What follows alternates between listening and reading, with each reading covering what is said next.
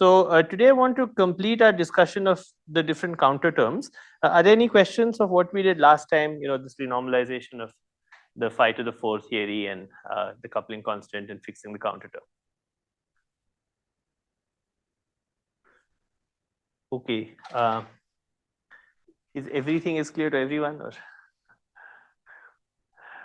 Okay. Okay, fine. We'll go on. So let me just remind you, what we did last time, right? This is where, if I remember correctly, where we stopped last time. By the way, this is lecture 21, right? Or 22? 21, right? Okay, fine. Okay, so, last time we had this, we started with the phi-4 theory.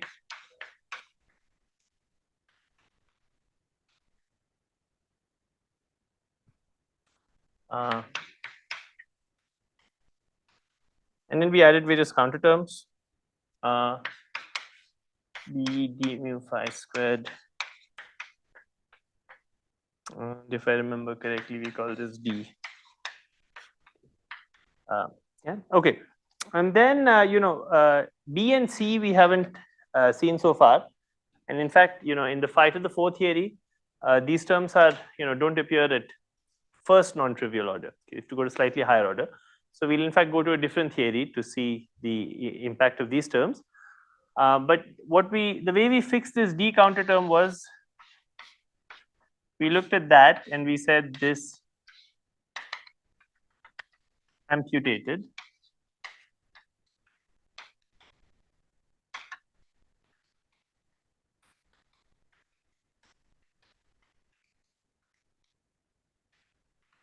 Okay. Is it clear why this is a reasonable thing to do? Because someone could say, you have some theory, but what do you mean by lambda? What is the definition of lambda? So what we said was, we'll define lambda to be the value of this Green's function at some s equal to s naught, t equal to t naught, u equal to u naught. Now, this is not, there's a slight subtlety here because, remember, when all these particles are on shell, there's a constraint between st and u. You can't just take them to be whatever you like. For our mathematical convenience, we just took, s equal to s naught, t equal to t naught, u equal to u naught.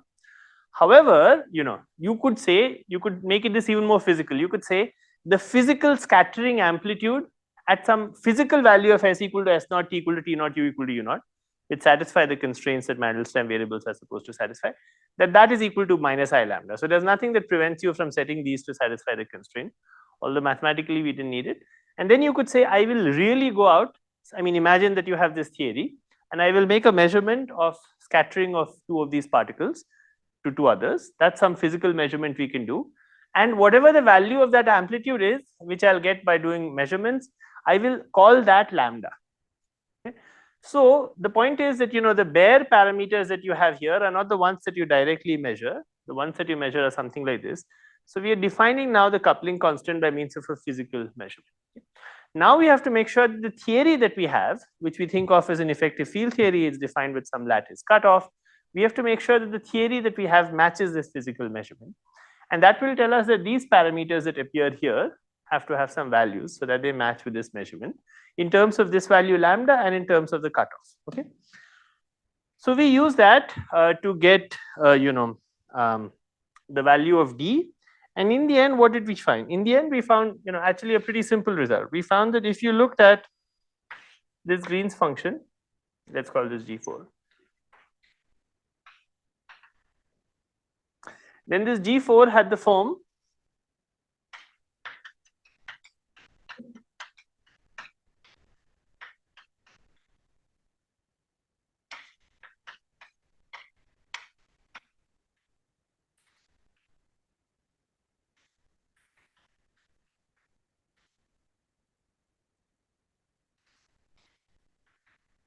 AI of Sx by AI of S naught x. Okay. Okay. This AI was some function that we wrote last time. I can write it down again if you want.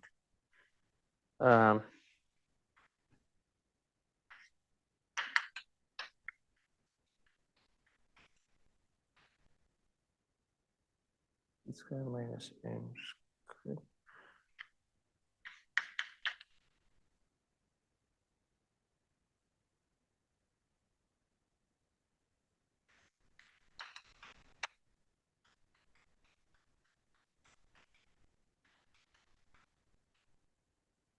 I hope this is consistent with what we had last time.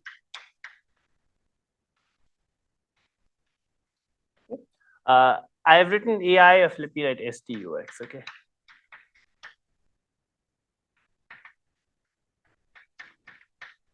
What this means is that, so there are two ways, AI is defined as some function, but it's a function of STU, okay. The finite answer at some value of STU is given by looking at the log of the ratio of AI at this value of STU, and this reference value is S naught, T naught, U naught, okay. And you have to sum over all of these three guys, okay. Okay, now this in the end is a perfectly finite answer, right? It says, look, you do quantum field theory, and it's giving you a perfectly finite answer. There's no infinity anywhere in sight, right? However, what has appeared, and we will see the significance of this, is some scale. There's some scale S naught, T naught, U naught that has appeared. And so what has appeared here is, what we have learned is that to define this theory properly physically, we actually have to define what this coupling constant is. And to do that, we have to introduce some scale. We have to introduce a physical scale. Okay? And after we have introduced that, we've now defined, yeah, just 1 second. We have now defined, we now get finite answers for this, okay, which are completely unambiguous. Yeah, there's a question. Go on. Yeah. Sir, in that ln of expression, yes, in the denominator, is it AI 0 or both are AIs? Yeah, it's a question of what notation. This AI of S0, T0, U0 just means, you put S0, T0, U0 here. AI of STU means you put STU, the physical values of STU. Okay, I got it. You can come up with better notation if you like, but I hope the concept is clear what's happening. Yeah. Okay, good. Yeah. Okay, so that's what, now we've got, some completely physical answers. This is a finite answer. And at the cost of introducing a scale, and in fact, we've learned, that to define the quantum field theory properly, you do need to introduce a scale. You do need to say what these parameters are. Okay? You need to define what these parameters are. And to do that, you need to introduce some physical way, and that leads you to introduce a scale. By the end of this lecture, we'll say a little bit more about this scale, or maybe in the next lecture. Yeah. Okay, good. Let me say a little bit about some discussion that we had last time about methods of regulation.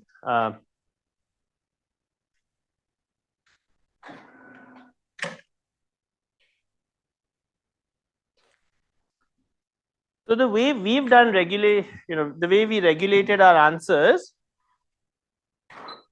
Yes, sir.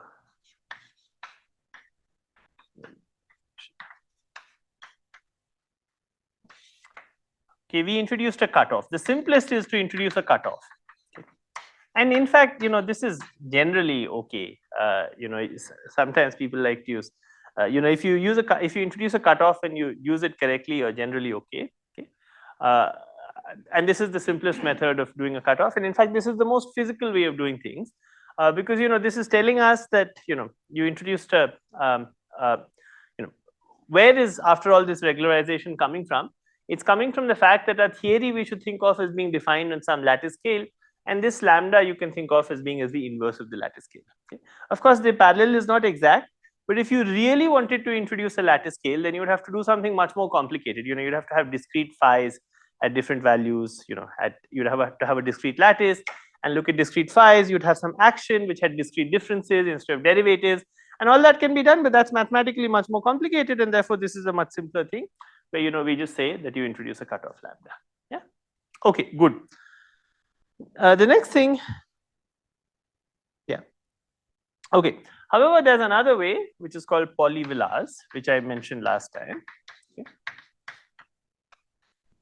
And polyvillars, what you do is you replace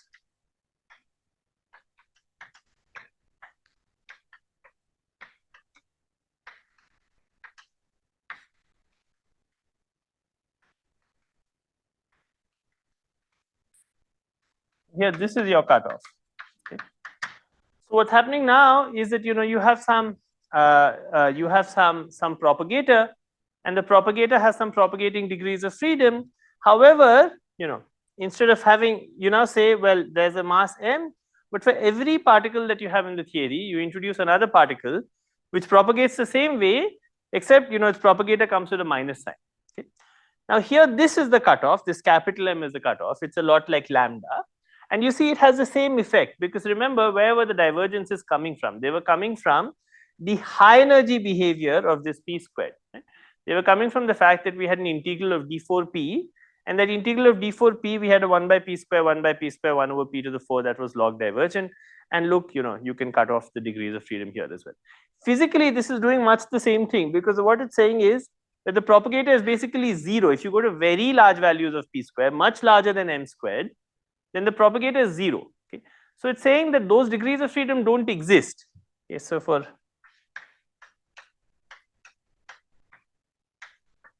this set's propagator is 0. On the other hand, for p squared much smaller than m squared, propagator is the usual one. Okay.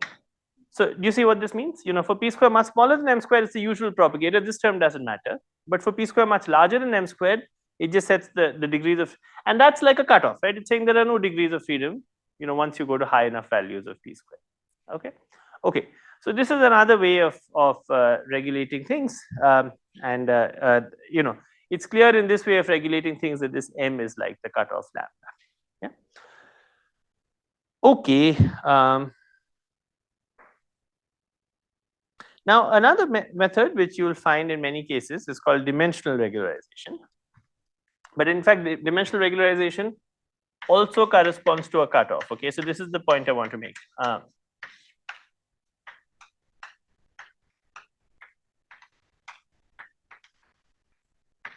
What do we do in dimensional regularization? We say,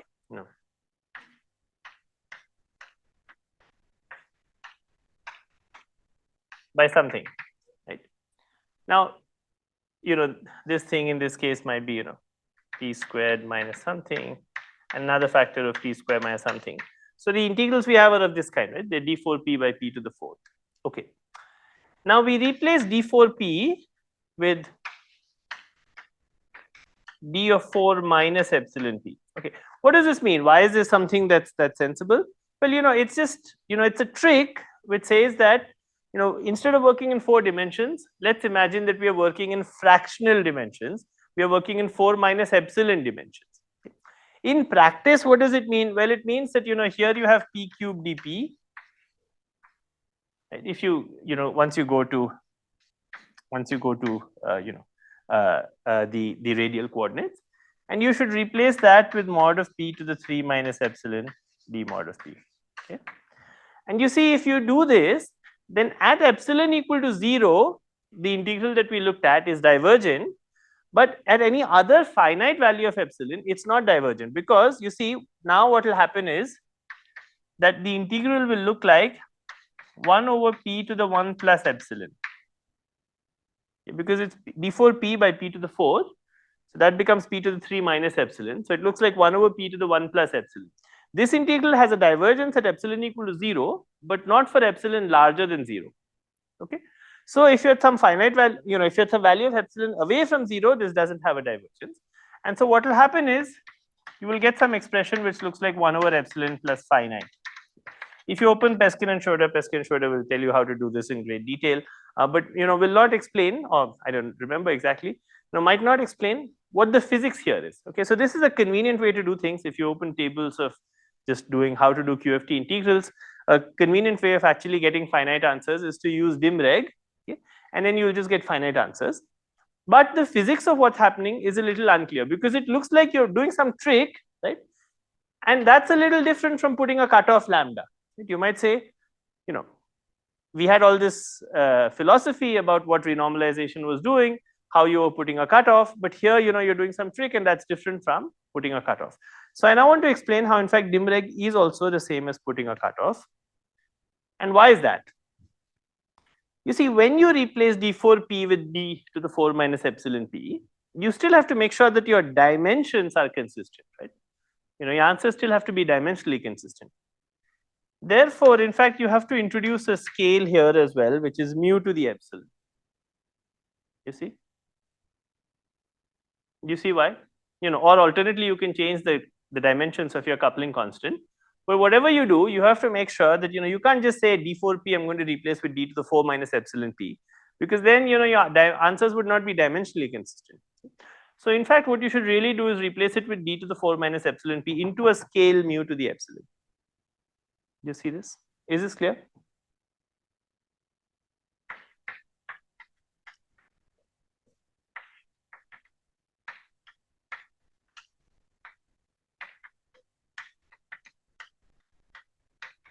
Okay. Okay. Now what happens here? You actually get a mu to the epsilon here. Okay. Okay. So look at this term here. This term here looks like mu to the epsilon by epsilon. It's the leading divergence that you have. Okay, you see that? But this you can write as e to the epsilon log mu by epsilon, which looks like 1 plus 1 by epsilon plus log mu, which you can write as into e to the 1 by epsilon. Okay. So notice here as well, you've put a cutoff. Remember what happened when we put a cutoff? You got a log of lambda squared contribution, right? Putting a cutoff give you some log of lambda squared in the integral. It's exactly the same. So this is lambda.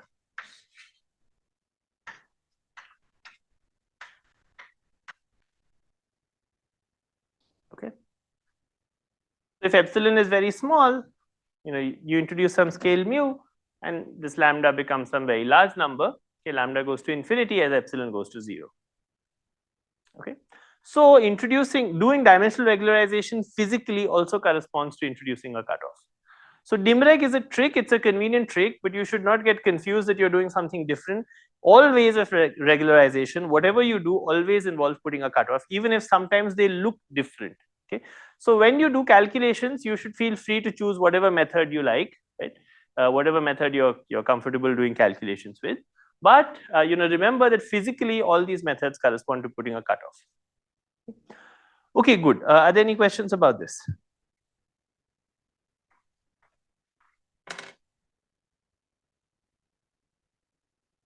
Sir? Yeah. Is there any rule of thumb to which one to use in which cases? Sorry, I can't hear anything. Is there any rule of thumb, like which one to use in which cases? No. It's really a question of what you find more convenient. Yeah. There's no rule of yeah. Dimensional regularization kind of works in all cases. So you can use it without worrying too much about breaking symmetries or so on. So it's a commonly used method.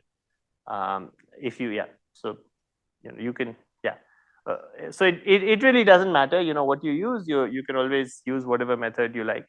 If you are careful and you do things correctly, you'll always get the right answer. You'll get the same answer. The only thing, the point I want to emphasize here is just about the physics. What method you use to do calculations is really it's up to you. So no matter which method we use, we get the same answer, right? What?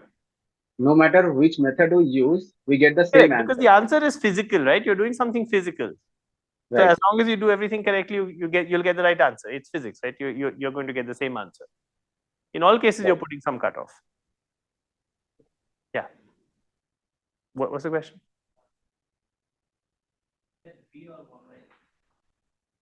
This is 1 by epsilon. Yeah. Yeah. Where would V come from? There's no V here. Yeah.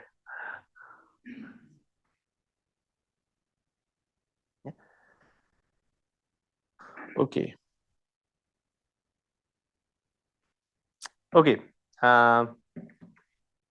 So let me now explain how to do wave function renormalization, how to fix these terms that upstairs we call D and C. Okay.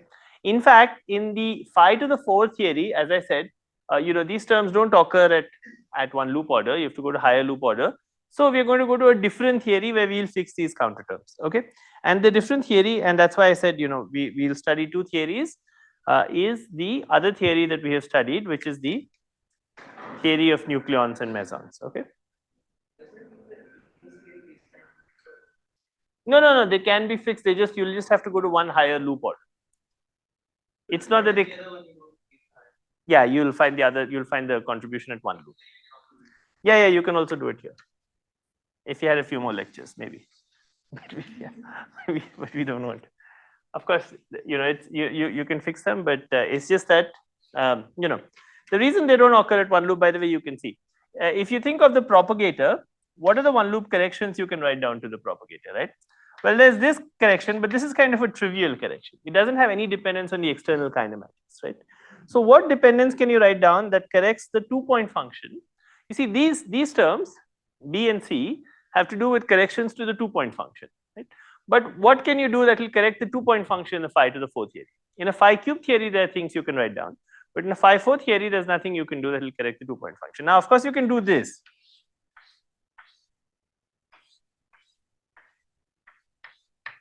This is a correction to the 2-point function, and this has non-trivial dependence on the external momentum. Notice this doesn't have any dependence on the external momentum. Momentum doesn't go in at all. Okay. This does have dependence on the external momentum, but this is a 2-loop diagram. Okay. So this is a correction to the 2-point function, which, so if you wanted to compute the self energy and renormalize the self energy, you would compute this, but this is much harder to compute than the 1-loop correction that we want to compute. Okay, so let's instead go to the theory where we also have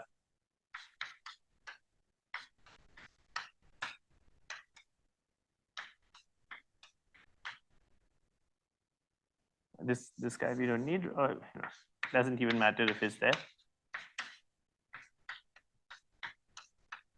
Okay, this was G, and so on. Okay, and then there are other counter terms. There are these counter terms corresponding to this and this and this. Okay, plus for now we don't have to bother about those other counter terms because today we want to fix these counter terms. Okay, so we want to compute the. In fact, let me be consistent with the notes. In the notes, we didn't have this interaction when we were considering this theory. So we either consider this interaction or this interaction. Of course, you could consider both. Okay, and I have to admit, I don't remember whether what we called B and C was the same in this case or the other case. Okay, I don't know if we call this B and C for this model or if we called it E and F, or I don't know what we called it. Okay, what did we call this? Something. It doesn't matter. Okay, we'll just use B and C. Okay, maybe if you tell me, I can say what should I write here? There are various other counter terms, right? There were counter terms for this, counter terms for this, counter terms. So there are.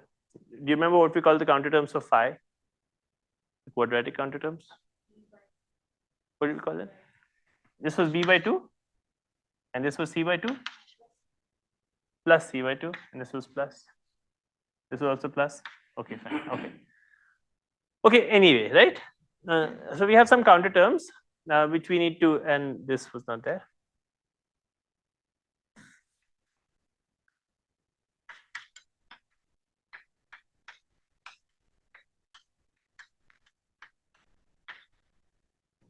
Okay.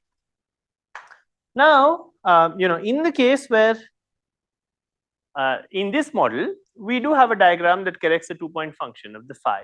Okay. What is the diagram that corrects a 2-point function of the phi? Can someone tell me?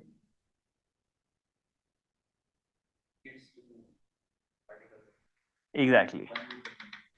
So in this diagram in this model we've been using dashed lines for phi.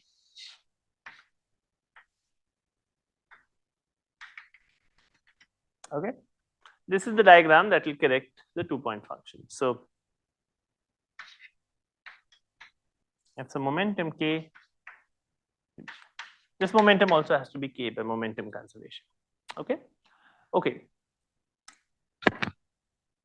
So what is the value of this diagram? In fact, this diagram is very similar to one we evaluated.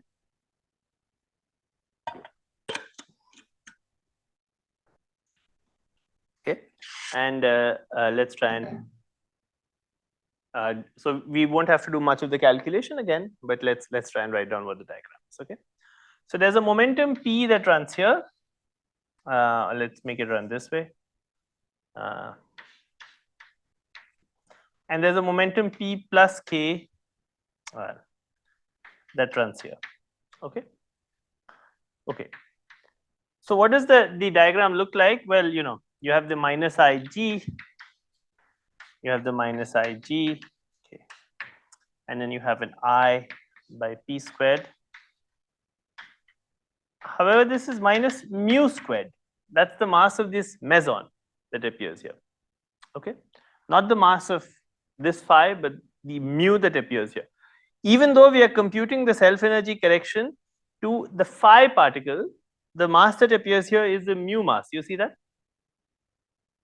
Because the thing that's running in the loop here is the mu.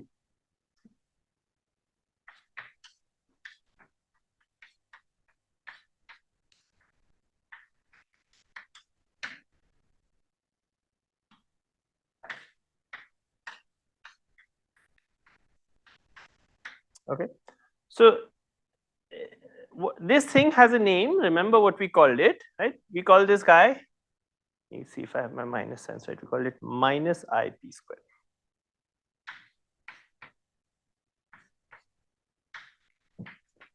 Okay, this is what we call the self energy. We called it pi or sigma, I don't remember, but minus I into sigma of K squared. Okay, I have pi in my notes, but I don't remember what I wrote in the last lecture. I think I wrote sigma. Yet sigma, right? In the lecture we did a few lectures ago. Okay, in my notes right now I have pi, but I probably use sigma, so I'll use sigma. Sigma is what I seem to remember. Use sigma, right? Yeah, okay. Okay, so this is the self energy. Okay, and as I said, even though so you have minus I, so you get some factor of g squared from here, right? And then this integral is actually the same as the integral we did previously. The only difference is that what's appearing here is k squared, whereas what was appearing earlier was k1 plus k2 for the external momentum. However, from the point of view of the integral, it doesn't matter, because this is just some momentum k. And remember, we are not necessarily putting this momentum on shell when we evaluate this self energy. The self energy we want to evaluate at all values of k square, not just at k square equal to m squared. Okay. So from the point of view of the integral, it doesn't matter. The only difference is there's no factor of half here because there's no symmetry factor here. Okay, because one is a meson line, one is an anti-meson line. So one is a nucleon line, the other is an anti-nucleon line. Yeah. Okay. However, we also have contributions now from this B and this C. Okay. And from this and from this, and the contribution we get from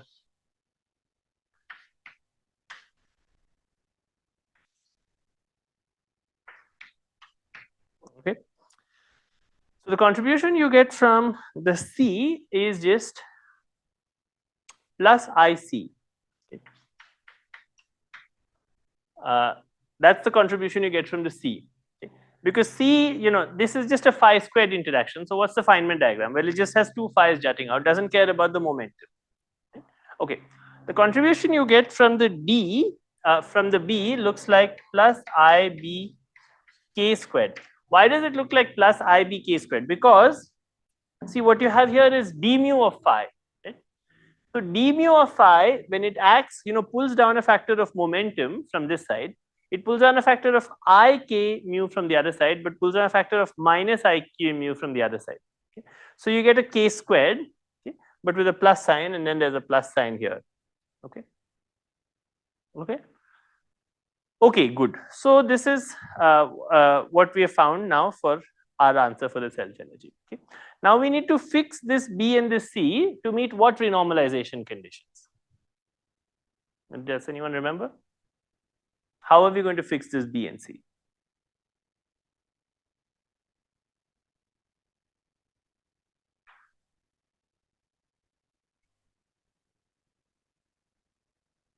So what do we have to do in terms of this calculation?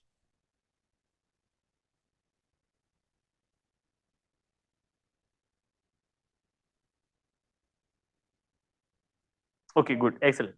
So we want to demand that sigma of m squared is equal to 0 and d by dk squared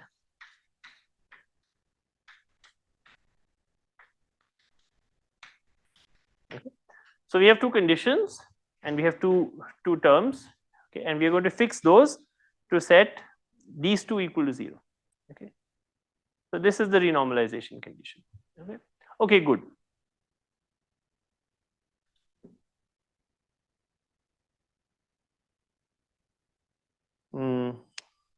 Okay, good. Let me just say one more thing, and a slight aside.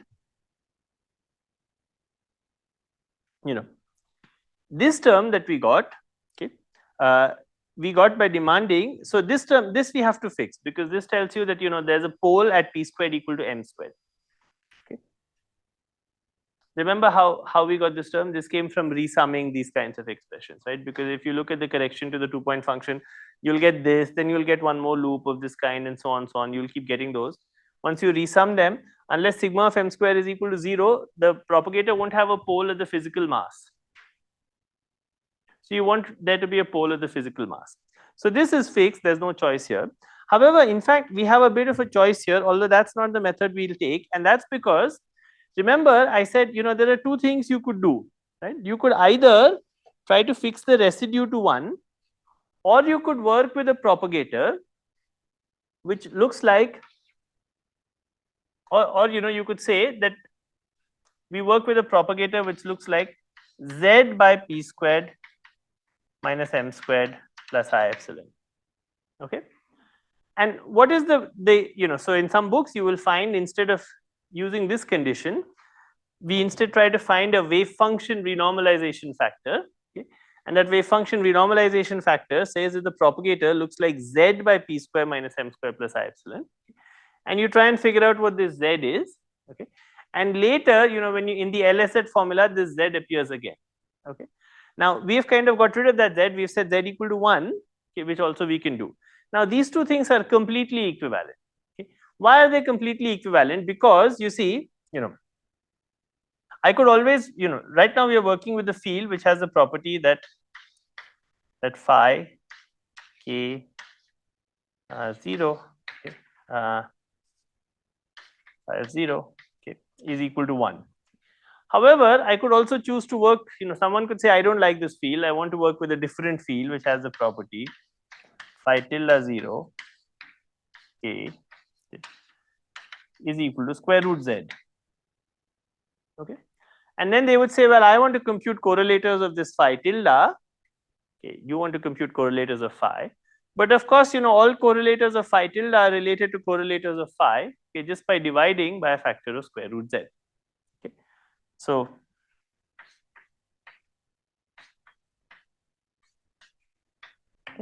So this phi tilde field has a propagator that looks like z by p square minus m square plus I epsilon. Okay. But it's related to the field that we have by phi is equal to phi tilde by z by square root z. Okay. So if you computed correlators of this phi tilde rather than correlators of phi, and you wanted to compute the S matrix from there, then you would have to divide the answer with a factor of square root z for each external edge. Okay. So that's one way in which you will find a discussion of the LSZ formula in terms of that wave function renormalization factor. However, you can choose, and in fact I never like to think of these wave function renormalization factors. You can always choose to say that I'll normalize a field correctly, right, so that this is always equal to 1. Okay. And if you do that, then you get this additional renormalization condition which fixes for you C, which fixes for you B and C. Okay. And then you never have to worry about that. In the LSZ formula, you just put in directly the field that you have, the amputated Green's function. Okay. Is this clear what I just said? You could choose to work with a different normalization, but then you would have to divide by square root z, or you could choose to normalize the propagator correctly.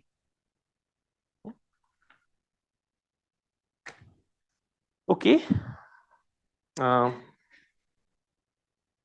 Okay, so this is basically just a matter of bookkeeping. Okay.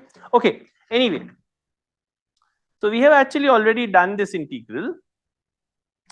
So I'm not going to do it again. Right. So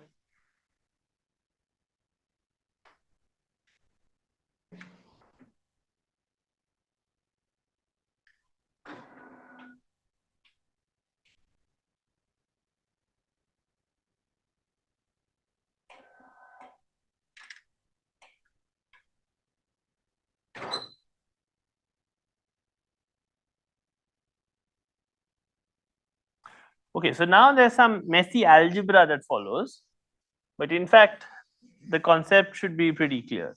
Okay.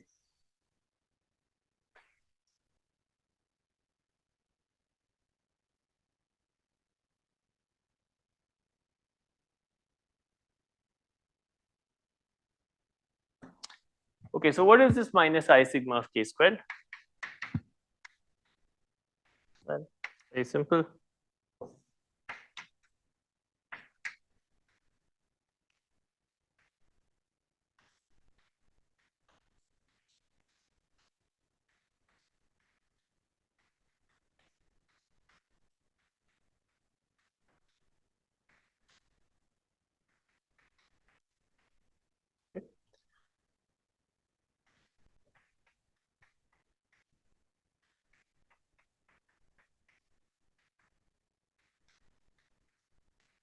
Okay.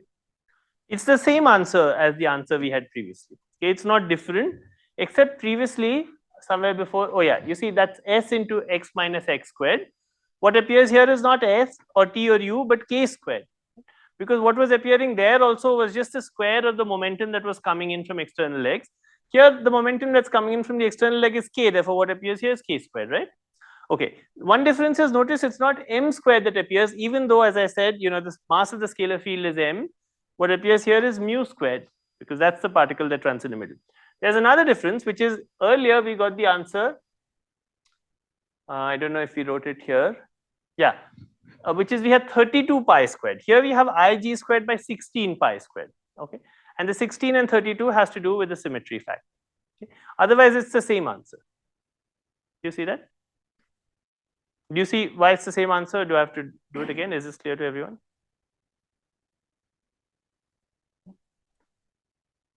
Okay, good. So now what do we need to do? We need to fix these conditions. Sigma of m square is 0, d by dk square of sigma of m square is 0. Okay. We need to use that to fix this b and this c.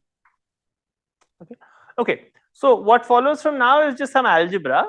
Right? We already have an expression. We just need to solve some linear equations to fix b and c for this. Okay. So now there's some algebra which is a little complicated, but you know we'll try and do it correctly. Okay. Let's see. If I don't do it correctly, you should do it correctly in your notes. So good. So let's try. Okay. So the first condition we have is that m squared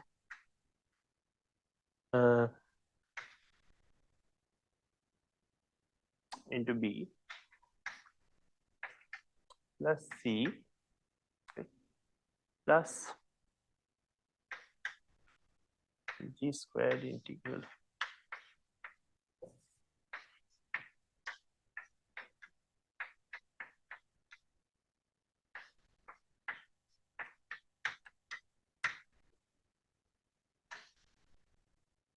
okay, that's condition 1, right? Into not minus a squared of x, sorry, let me write, by minus m squared, sorry,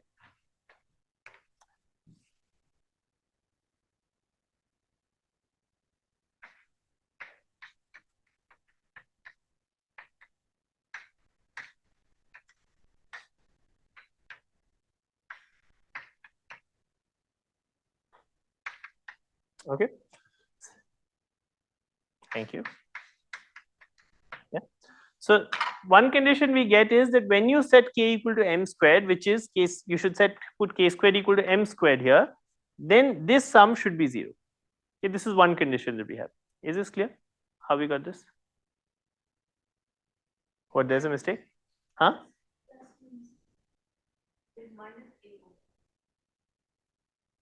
Oh, good. So I should put plus mu squared and I should put minus epsilon, you mean, right?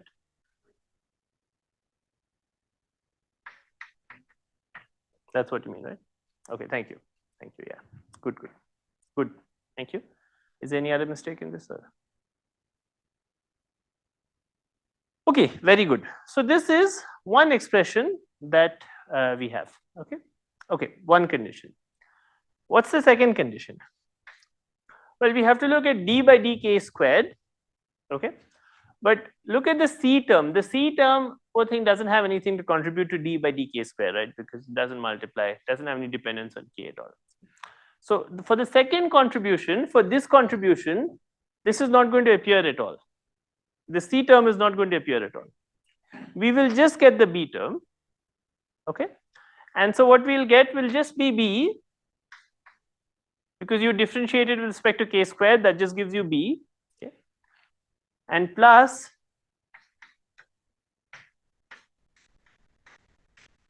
let me see if I okay.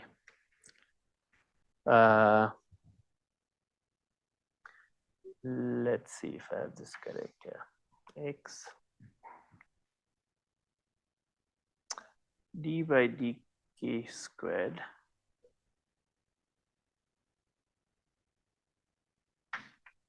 yeah. Let's see if we can get this correct here. Minus m squared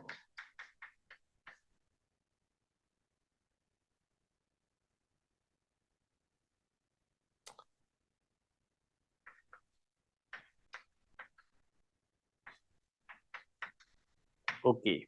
Let's see if we have that right. So we have log of okay, can you do this yourself and see if we have the sign? I mean, they're approximately correct. But can you check if you have the sign set? Huh? Lambda squared is not there. There's no lambda squared because we do a d by dk squared. When you do a d by dk squared, the lambda squared goes away. Do you see why? Because it's log of lambda squared plus log of something that depends on k squared. So when you differentiate it with d by dk squared, this is what we have to do here. The log of lambda squared goes away. Okay. So this b counter term is just something that doesn't depend on lambda. It's just some integral of the Feynman parameters. What I want you to check is if I got the signs right. Okay, why don't you try and do it? It's a good exercise. I have this is the sign I have in my notes, but I can't promise that it's correct. Why don't you check?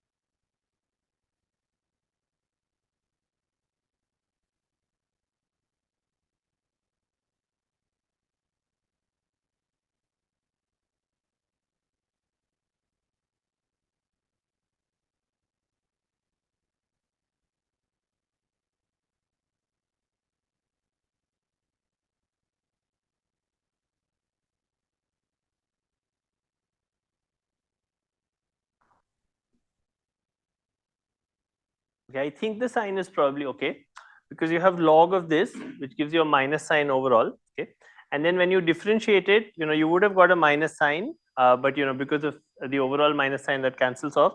So you get an x minus x squared by this. Okay, if the sign is not correct, you can correct it in your notes. It's not okay, but I think the sign is okay. Okay, so this is b. Okay, so this we figured out what b is. This just gives us what b is. Now, what about this c guy? Well, the c thing is given by yeah.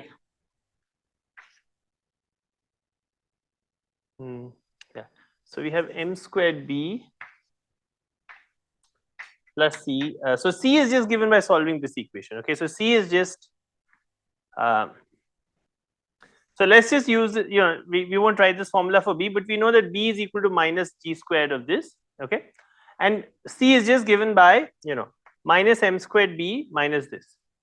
Okay, so it's given by m squared into is it clear? Now we've solved this for b and then we just get c from here as well. Okay, let's see if we can try and write down the full expression that we have. Okay. Yeah, you know, the combination that's going to appear is always going to be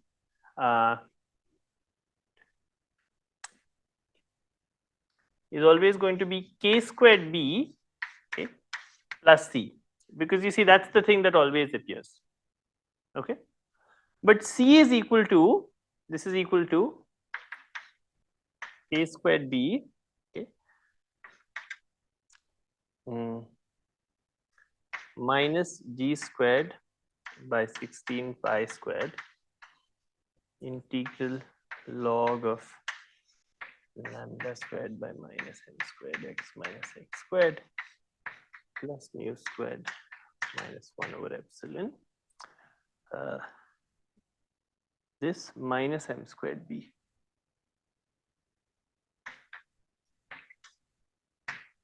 Do you see why this happens? You know, because c is equal to minus of g squared of this, okay, so it's equal to minus of that minus m squared b, right?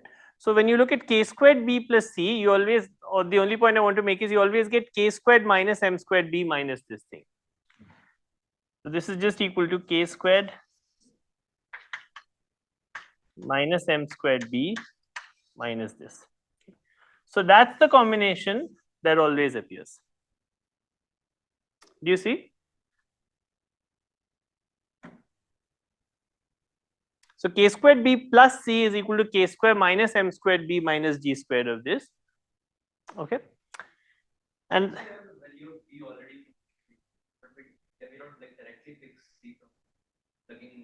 yeah, we can. It's just a lot of algebra, obviously. Yeah, b is equal to this. Yeah, obviously it's, but I'm trying to tell you how to simplify the algebra. If you look at k square b plus c, you'll get, what I want to point out is you always get k square minus m square into b. I mean, obviously it's some trivial algebra, but you know, there are a lot of terms. So I want to tell you how to simplify it. Okay? So you get k square minus m squared, okay? And this looks like a, so once again, you know, so the whole thing looks like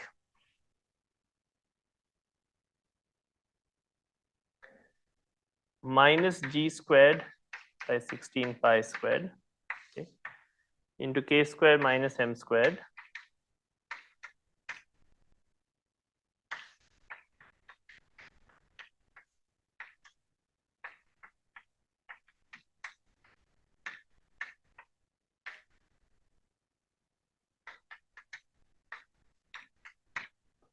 plus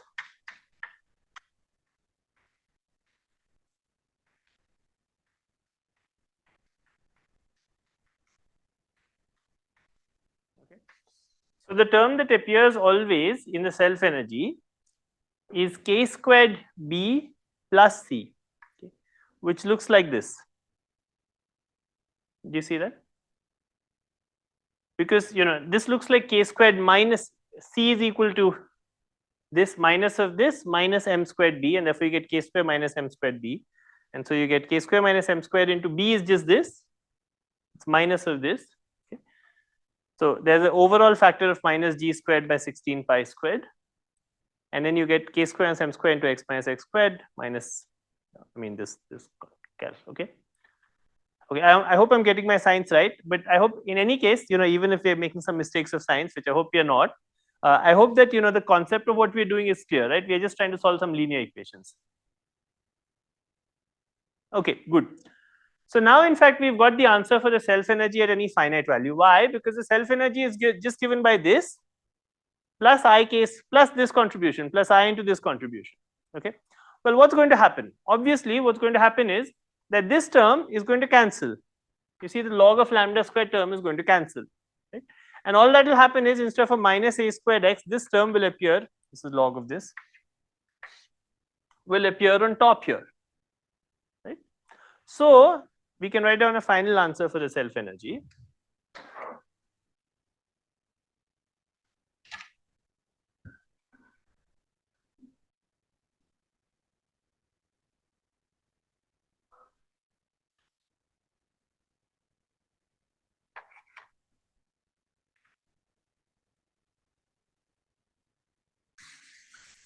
Just like we wrote down a final answer here, We'll write down a final finite answer for the self energy, and that's what I want to emphasize. No cutoff dependence.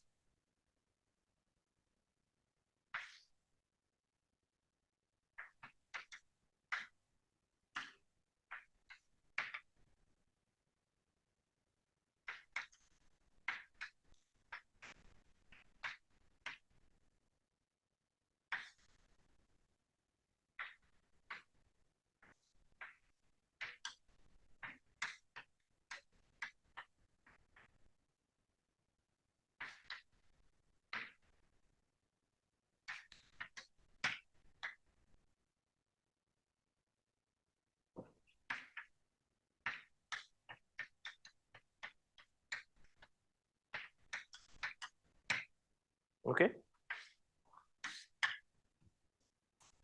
And then we have Ig squared, and we have minus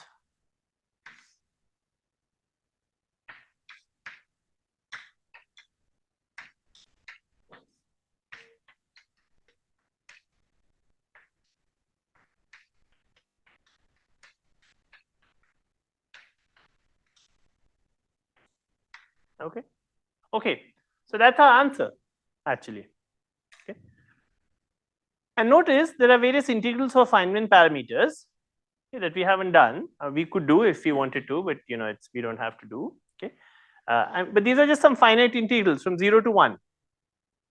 And notice there's no cutoff dependence here. It's all gone. The only there's no cutoff dependence here. It's a perfectly finite answer for the self energy. Okay, and that's just the answer that we have.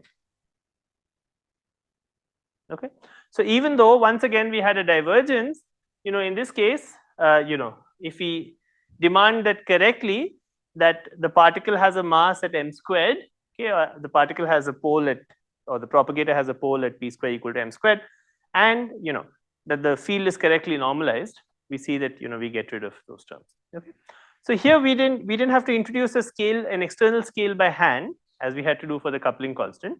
And the scale just came about because there was a physical mass of the particle. So that's what went into the renormalization condition.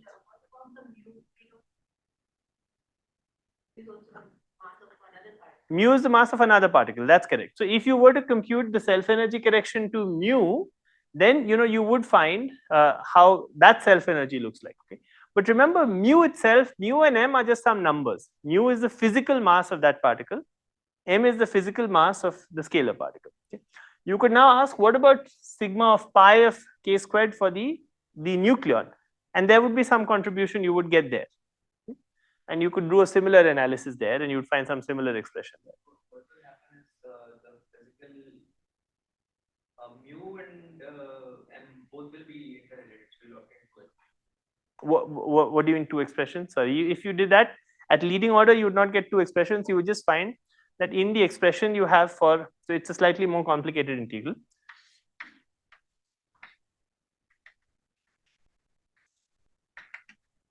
You'd get something like this. Now this diagram you could do, it's a slightly different diagram from the one that we have, because in this propagator, the propagator is mu squared and here it's m squared. So it's a slightly different answer, but you'll get some similar answer. You would impose similar renormalization conditions there. So what's the question here? So you'll get some similar renormalization conditions. So you could compute the self energy of that particle as well. Okay. So it depends on the physical mass of the other particle. Correct. Not the bare mass. That's right. Depends on the physical mass. And about this counter term, like, yeah. So if I want the bare mass, so for that one, is it like m squared minus c?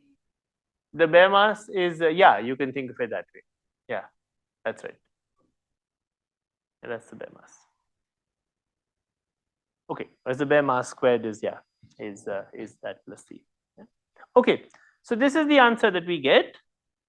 Okay, and you can compute the self energy in other cases as well. Now, for external legs, when we have external legs,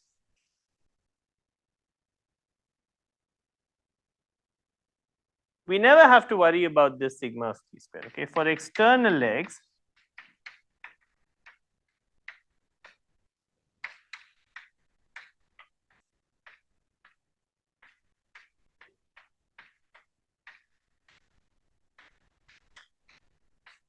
Why? Because for external legs, k square is on shell, right? So sigma of m square is by definition 0.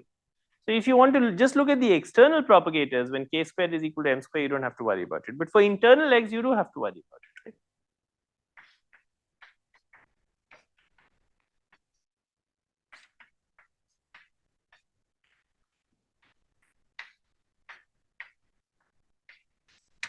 Okay. Okay. So, if for instance, let's say you wanted to compute, this self energy diagram that I just drew for the nucleon, right, which was this one.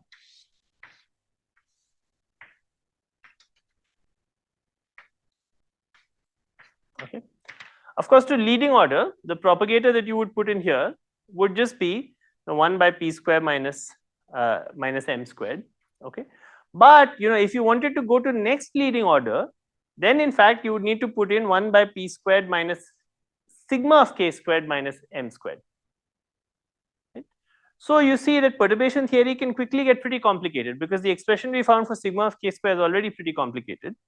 And if you start putting it inside propagators, which will happen if you go to sufficiently high order in the coupling constant, then you will get very complicated expressions. Okay. So, okay, there's the model here is just that perturbation theory can quickly become ugly. Okay. And this is actually a real problem. It's a real problem for people who try to compute perturbation things in the standard model. So in the standard model there are many fields, and if you want to compute some correction, to a few loops, to 2 loops, then it's pretty hard to do perturbation theory even with the help of computers, okay? Because very quickly the expressions that you get become very ugly. And that's one reason why people spend effort and time in trying to find more efficient ways of calculating these scattering amplitudes and more efficient ways of computing these scattering amplitudes. So we won't discuss that in this course, that will take us too far afield. But you already start seeing why, if you now take the sigma of k square, you put it back into a propagator and compute things, you'll quickly start getting very complicated expressions. Okay? If you're only trying to compute sigma of k square and the leading thing, it's still doable, although the expression is still a little ugly. But if you go further, it will become worse. Okay, good, very good. So that's what I wanted to say about these counter terms. Yeah. Going back to like calculation of the amplitude. Hmm. So what I seem to think is that what we are doing is we are trading in, instead of the bare parameters, we'll now use the physical parameters and not include. No. Sorry, what do you mean we didn't? The loop diagram gave you a contribution, no? It gave you a finite contribution. It's not like if you just use the physical parameters and not include. That contribution is already like when I use the physical parameters already. No, I don't understand. What does that mean? It's not like you can do tree level diagrams. You'll never see. There's some very complicated expressions you're getting. We found a finite answer for the self energy, just like we found a finite answer for the scattering amplitude. But that finite answer was not trivial. It was not just minus I lambda. It was minus I lambda plus some pretty complicated correction that depended on the external momentum. Look, the self energy has some dependence on the external momentum. This is an unambiguous prediction of what the dependence on the external momentum should be. K square minus m squared here, a log of k squared here, and so on. So it's a very non-trivial expression. It's not just that you use the physical parameters and don't include loops. That would be completely wrong. Okay? It's some very complicated expression, but it's a finite expression. Okay? So the loops are not giving you infinities once you renormalize correctly. They're giving you finite expressions, but they are giving you finite and complicated corrections. And so quantum field theory in the end is giving you some expression. Also the counter term parameters like we fix this using this one loop diagram, right? So that is also like. Yeah, you can correct them at higher order in perturbation theory. So it's true that when we fixed B and C everywhere, this was up to order G squared. Yeah. So of course if you go to higher order, then you'll have to keep correcting these counter terms. So these renormalization conditions are exact. These are just the conditions that we put. Okay. Right now we solved these renormalization conditions and found B and G up to order G squared. But now if you said, well, I want to do calculations up to G cubed, then you would have to compute the G cubed computations, or G4, and then you'd have to recalculate B and C. It would not change your value you found at G squared. That's how perturbation theory works. Right? you would get additional terms at order g cubed and g4. So just to emphasize, I hope it's clear that we wrote somewhere a square b plus c is equal to, but equal to doesn't really mean equal to, it means equal to up to order g squared. Okay, I mean, of course there are corrections like order g to the 4 and so on. Okay, so I hope that's clear. In perturbation theory, whenever we are writing down, in many cases we are writing down equal to, but equal to always means up to this order in perturbation theory. Okay, this is kind of a running theme throughout everything we've done in perturbation theory. We write equal to, but always means up to the order we are working in. There are always corrections that go beyond that. Yeah. Okay, good. So is this clear? Okay, excellent. Now I want to discuss one more topic, and then we'll conclude. Okay, although it's physically a very important topic. Okay, so the physical thing I want to discuss. Huh. The what parameters? G. Huh. Earlier in 154 we had lambda. Yes. So again we have to put some scale. Good. So you can ask what will happen if you how do you define G in particular, right? That's an interesting thing. Maybe I think it's an assignment question or something. So I'm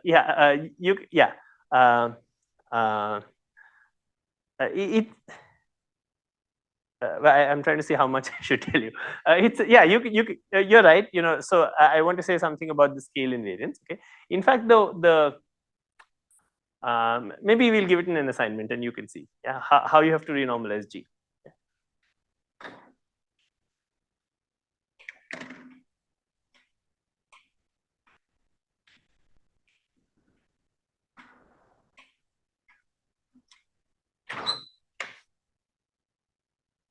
Okay.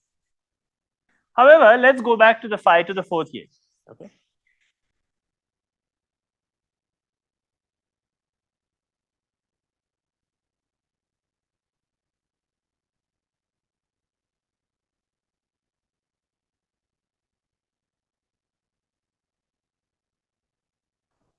And in fact, I want to talk about a very important topic, which is the loss of scale invariance. Okay.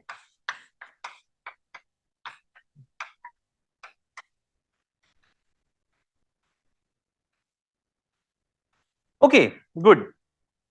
So you see, what we have done is we defined a renormalization perturbation theory using a scale. So if you look at the phi to the 4th theory,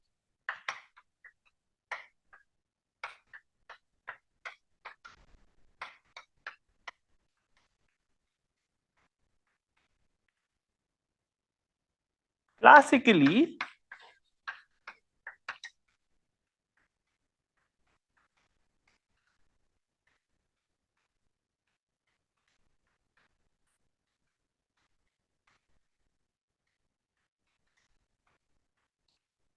why? Because there is, sorry, the coupling constant. Let me not, sorry, I wrote something wrong because there's a mass here. Classically,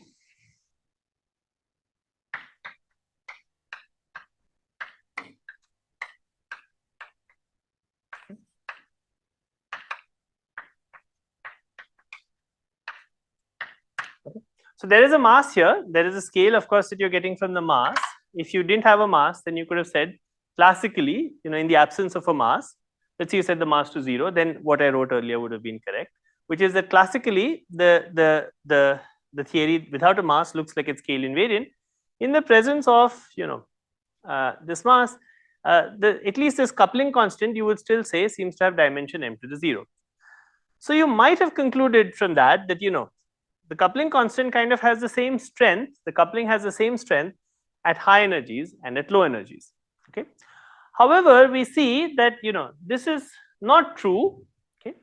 It's not true because now to define the quantum theory,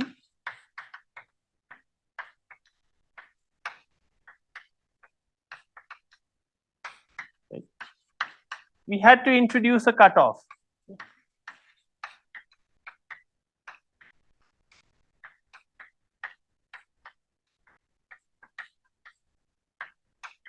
Okay. So we had to say that, look, in the quantum theory, we should really think of this theory as being defined on some lattice, right? And the lattice has a scale, right? So if you really think of doing some lattice calculations, there's a lattice, the lattice has a scale, and that's where the theory is defined. And you can't just naively take the lattice coupling off to 0. Okay. Okay. So this is a very important fact, and it tells you, how and so what we have found, and we'll now say this a little more systematically, is that in fact the strength of the coupling does vary as a function of the cutoff. Okay. So it is not that the coupling is actually, even though classically it looks like the coupling has the same strength at all energies, that's not the case. Okay. And the strength of the coupling does vary as a function of the cutoff, which is what we found. It varies in a subtle way, but it does vary because to define, the one loop answer, we had to introduce a cutoff. Okay. So let's now see how that variation happens, and that leads to this concept of the beta function. Okay. So remember,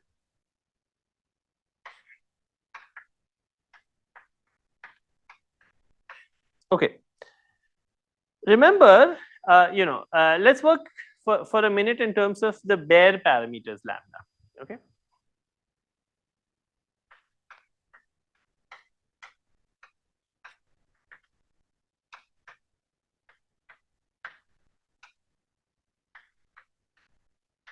Okay, why are we working with bare parameters?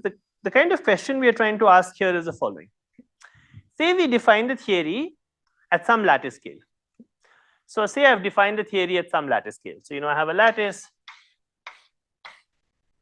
I define the theory, I have a computer, I went on my computer, I define the theory, I put in some values of lambda, m, and so on, which I in fact maybe can compute so that I get some long distance physics. Now tomorrow I get more money, I get a bigger grant, so I have a bit better computer. Because I have a better computer, I say, okay, now I'm going to refine my lattice, I'll use a smaller lattice, right? So I can put more points because I now found, that I have a better computer, right? Okay. So the question is, how do I have to scale my coupling constant? How do I have to scale my parameters so that, the new lattice with the new scaling, okay, gives you the same answer as the old theory did. Okay. Okay. So in terms of the bare parameters, we can in fact see this as follows. Okay. When we computed the 2 to 2 scattering amplitude, this G4, okay, we found the following answer. We found that G4 looked like minus I lambda, okay, plus thrice I lambda squared by 32 pi squared times log of lambda squared. Okay, and then there was some other term, minus integral 0 to 1 .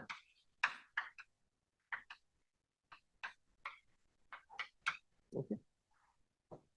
And there's a sum here and so on. Okay. Okay. When we were interested in looking at what the finite answers were, we introduced some renormalization condition. In fact, the finite answers came from here. Okay. But now we want to look at this term. This gives you the dependence on the cutoff. You see? So if I work in terms of bare parameters, I don't introduce these renormalization counter terms, then the cutoff will just be sitting around. So this is my lattice. Lambda here is 1 over the lattice scale.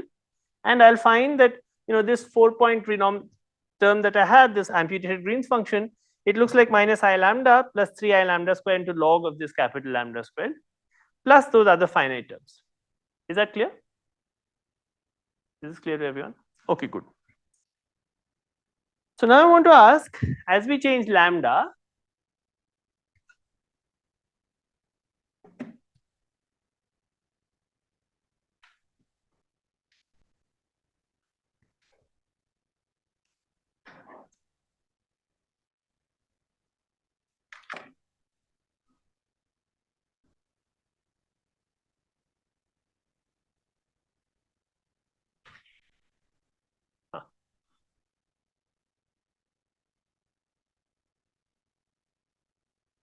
I'll just copy that equation down again here.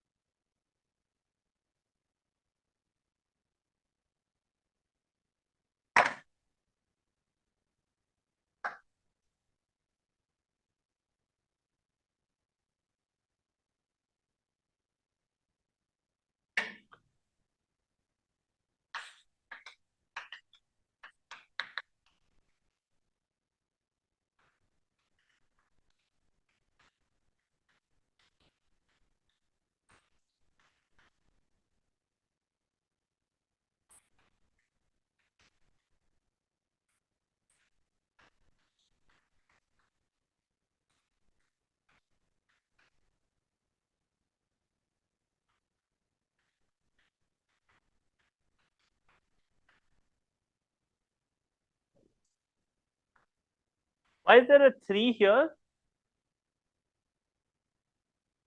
Why did we put a 3? Because there's STU, right? Because we have 3 channels. That's why you put a 3 here. Okay? So there's a 3 here because each of those, you see, they give you different terms here in the finite part, because in one case you get S, in the other case you get T, in the other case you get U. But in the log of lambda square term, you just get 3 because they all have the same cutoff. Okay. Okay. So the question we want to ask is, as we change lambda,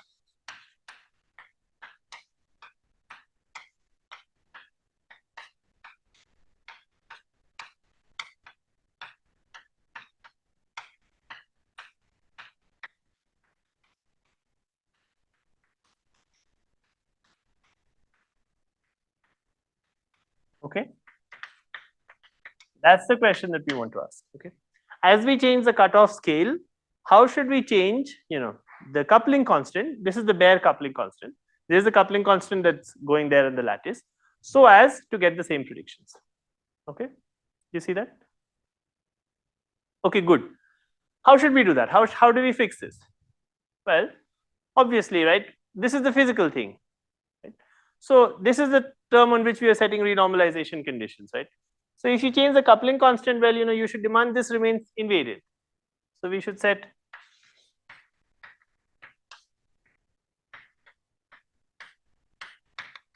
equal to 0, right? Okay. Very good. Now this lambda is a function of capital lambda. This is the bare parameter, not the physical parameter. So on that lattice, as I change my coupling, it's changing, right? So what does this tell you? This tells you that d lambda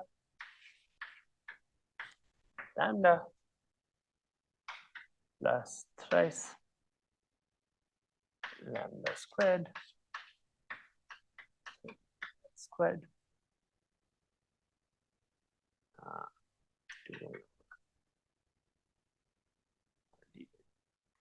this is just 1, I think. Is there or 2? 1 second. The fact log of lambda squared. I think this is there's 6. Sorry, why do I not have a 6? 1 second. There is. Should put a 16. Yeah. Okay. Just because that's log of lambda square, so that's twice log of lambda. Okay. So minus sign is equal to 0. Huh? There's what? Good. Very good. So there's also a term. Thank you. Okay. There's also a term which looks like d of lambda squared by d of, this is what you're talking about, right? This term. Yeah. Good.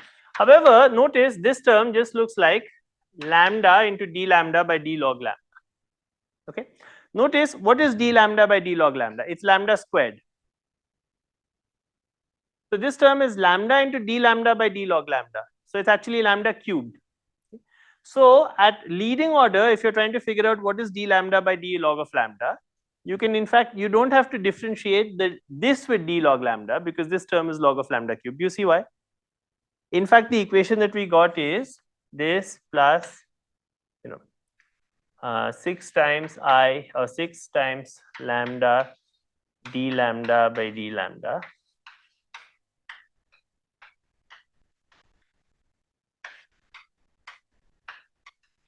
That's the equation that we got, right?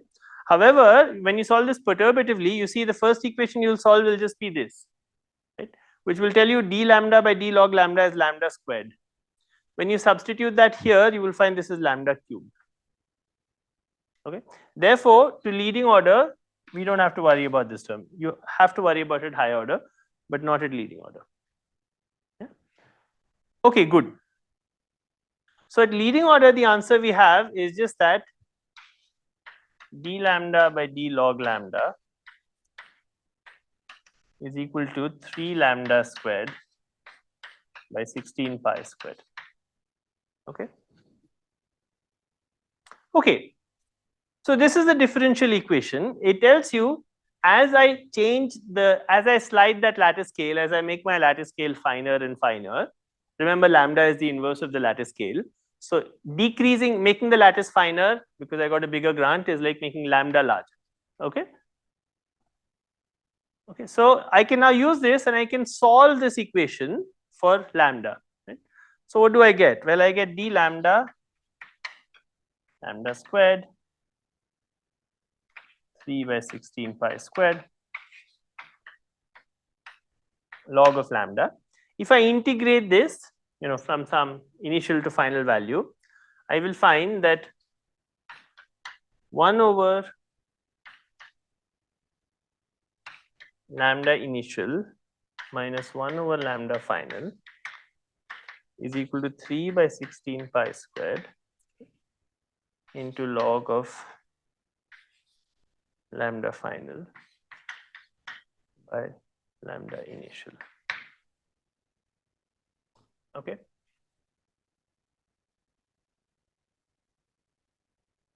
Yeah. Where lambda I is initial. Is final.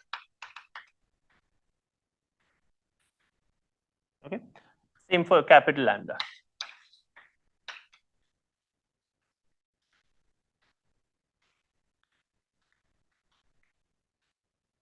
Do you see why this is the case? I changed my coupling constant from some initial to some final thing. Okay? Instead of just changing it in one step, which I could have done and demanding that this thing remains constant, I said let me try and change it in some slow or some smooth way, and let me smoothly change lambda so that this remains constant. Okay. In fact, this helps you sum some set of diagram. You remember we were discussing that okay, we will come to that later. Okay. So if I change things in a slow way, okay, so I change things initially from lambda I to lambda f, then I find that I have to change my coupling constant in this way so as to keep the physical predictions constant. Okay. Okay. Why did I get 1 by lambda I minus 1 by lambda f? Because the integral of this gave you minus 1 over lambda. Okay. So there's a minus sign. Okay, good. So what does this tell you? Well, this tells you that 1 by lambda f is equal to 1 by lambda I, lambda 1 by lambda I minus 3 by 16 pi squared log of lambda f by lambda I. Yeah.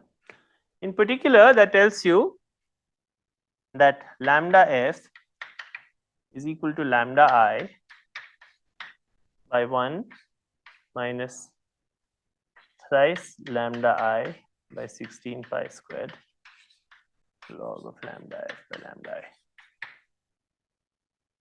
Okay.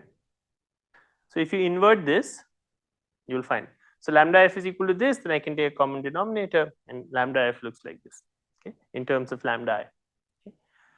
But now notice something strange is happening. Let's say, I started my project with some value of lambda I. Right? And then I slowly got better and bigger grants. Okay, so I started making my lattice finer and finer. Well, then at some point I'm going to run into trouble, because notice at some point this term is going to hit 0. Okay. So how is your coupling constant going to behave? Well, I started here, lambda. Okay. So I started some value, but then at some finite value, this coupling constant blows up. Okay. Do you see this? Okay. This kind of behavior is called a Landau pole.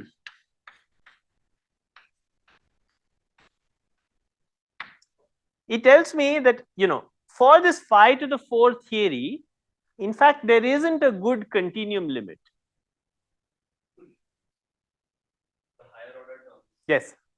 Now that the lambda is going up, so You're right. You could try and correct this and try and say, you're right. So you could, you're right. You could try and say, when lambda becomes order 1, then perturbation theory breaks down.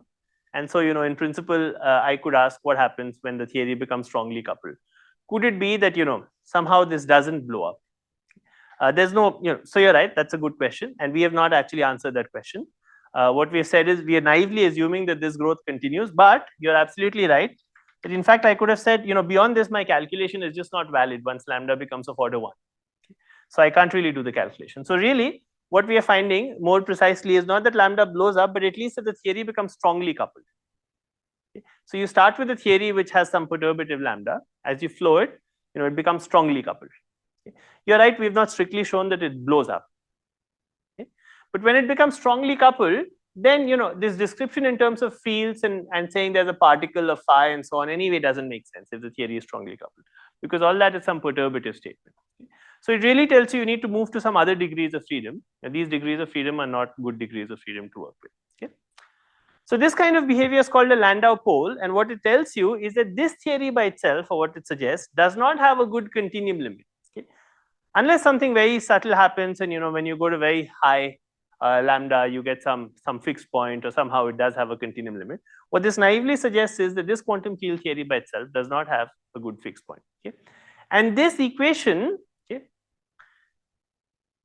this change of lambda as a function of the cutoff, okay, this equation is called, is the renormalization group equation, and this expression that appears here, this function, okay, is what's called the beta function, which tells you how the coupling constant changes as you change the cutoff.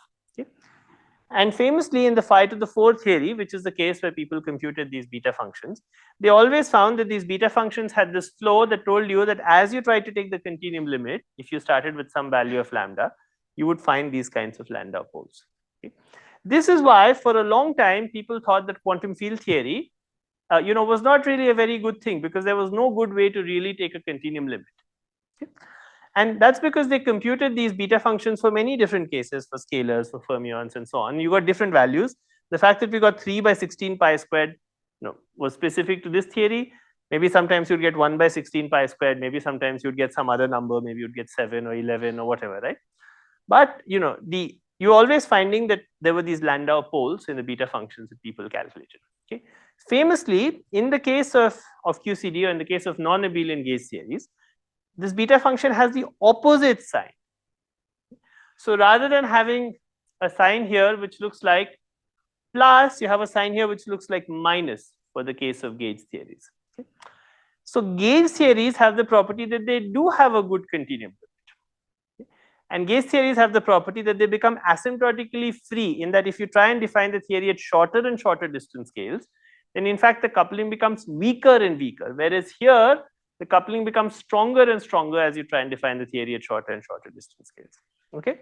So this was, a seminal discovery in field theories, to discover that in gauge theories, the sign of the coupling constant was opposite than the sign of the coupling constant you got in other theories. Yeah. Okay, good. So let me just summarize what I said. I said that, when you just define the classical theory, it looks like you don't need to introduce a scale. It looks like the coupling constant doesn't have any dimension. However, we find that to define the quantum theory, we need to introduce a cutoff. That cutoff is basically some cutoff you can think of physically as a lattice cutoff, but for us it's convenient to think of the cutoff in terms of a momentum scale cutoff. Now you could ask, what happens as you flow the cutoff, as you change the cutoff up and down? How do you have to change the parameters of the theory in order to get the same physics at long distances? That's a simple computation you can do. I mean, if you want to do it to higher order in perturbation theory, it's not simple. But for the phi to the 4 theory, you just compute the one loop answer, and it tells you what the dependence on the cutoff is. So it also tells you how you keep the low energy predictions fixed. You just differentiate this with respect to the cutoff and set the answer to 0. If you do that, you will find that the coupling constant has this behavior, has to change this way, which in fact tells you if you start with an initial coupling constant and an initial cutoff, you will end up with a final coupling constant and a final cutoff that's of this kind. Okay. Okay, good. And therefore, you will find that, this theory, the phi to the 4 theory by itself, if you start with some initial cutoff and initial coupling constant, you will find that the cutoff blows up eventually as you try and take the lattice spacing to be finer and finer. In some theories, in particular non-abelian gauge theories, which we won't really end up discussing in this course, but if you take a QFT2 course, will be discussed. The beta function just means this function, okay, has the opposite sign, okay, and therefore those theories have the property of being asymptotically free. Okay, there are some theories where this beta function vanishes. Okay, those theories are conformal theories, where it's really true that the coupling constant doesn't change as a function of scale. Okay, but we'll neither discuss conformal theories nor asymptotically free theories in this course. But at least you should know the notion of a beta function is. Okay, so I will stop here. This is what I wanted to say. We'll now meet after a couple of weeks. And as I said, the next Monday is off, and Wednesday and the week after that, Shubhra will take a couple of guest lectures. We Huh. were introducing this cutoff parameter, but Yeah. that time we were setting to, I'm a little confused how it is varying. I mean, So, we are yeah. introducing lambda. Yes. Momentum cutoff, Yes. but again we are keeping it the limit lambda tends to infinity. That's right. We were taking the limit lambda tends to infinity. Rather, the more, yeah. Good. So it's true that what we were doing was we were saying that we are working on a lattice, and then we are asking questions at scales that are very large compared to the lattice scale. So rather than saying that we are really taking the lattice coupling to infinity, you could say that we are asking questions at a scale that's much longer than the lattice scale, and therefore all terms which look like 1 over lambda squared you can drop. So we are saying, well, you can define the lattice theory in some way. That's what the renormalization counter terms are telling you, so that you get some physics at low energies. And the lattice spacing, in fact, drops out because all the lattice spacing terms always appear as k squared over lambda squared. So if you're asking about momentum scales much smaller than lambda squared, then it doesn't matter. However, now I'm asking a slightly different kind of question. The question I'm asking here is, if you take this coupling constant, right, and you take the lattice and you try to make it finer and finer, so that you really want to carefully take the limit that lambda goes to infinity. Right? What we were doing so far was we were setting some lambda and then we were throwing away 1 over lambda squared terms. But let's say somebody said, I really want to work on a computer and I really want to carefully try and take lambda to infinity. So I really want to make my lattice finer and finer, okay, gradually. And as I do that, I want to ask, how does my bare coupling constant change? Do I get a good limit in the continuum or not? Okay. That is answered by this kind of equation. And you'll find that, in fact, this limit where you take lambda to infinity is not well defined for this theory. That doesn't mean that this theory doesn't work well as an effective theory. You can still set lambda to some parameter that's much smaller in the scale at which you're asking questions at. And then, that it is true that all the corrections that you will get because of this finite cutoff will all look like k square over lambda squared. So you can still work in perturbation theory. But this theory does not have what's called a UV completion. You can't think of it, you can't complete it and imagine that it works all the way up to the continuum. But if you put a cutoff and you work at scales which are much larger than that, that's fine. It's a good effective theory. So if I already write the theory for a system which is already discrete. Which is already Discrete like a quantization. Yes. So I can technically just fix that capital lambda just by knowing the lattice spacing. That's correct. Yeah, if you knew what the cutoff was, yeah, you could fix it. So in that case, I wouldn't have to be worried about like if it has a continuum limit or not, because my system is fundamentally. Yeah, that's true. If your system is fundamentally discrete, you don't have to worry about whether it has a continuum limit or not. So I can use the theories which don't have continuum. That's correct. You can use, and in fact, we do. Like in the end, even when we do particle physics, we don't imagine if we know the theory all the way, to arbitrarily high scales. So in fact, the 5 to the 4 coupling appears also in the standard model for the Higgs, right? And there is this problem. But what we say is, well, once you go to high enough energy, something else replaces the standard model. So the standard model also we treat as an effective field theory. There are many other indications that tell us that all the theories we're using really are effective field theories. They're not theories that you can make sense of all the way up to arbitrarily high coupling, up to arbitrarily short distances. Yeah. There's of course something more physical also that's happening here, which is that it's also telling you that this coupling constant does have the property that it grows stronger at higher energies. So it's not just a question of going into trying to see where there's a continuum limit. Even before you do that, you can ask what is the effect of the coupling? If I do some scattering, how does that effect change as I go to one energy or another energy? This tells you, well, that effect becomes stronger at higher energies. And so the fact that QCD is asymptotically free is not just doesn't just tell you that you can define QCD in the continuum. It also tells you that when you look at quarks and when they come very close to each other, in fact, they behave almost like free particles. When you try and separate them on the other side, then they get strongly coupled.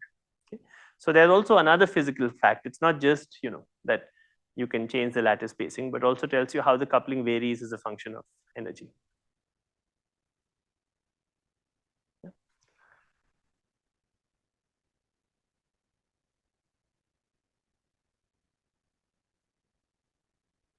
Yeah, any other questions? Okay, if not, then we'll meet in a couple of weeks. Yeah.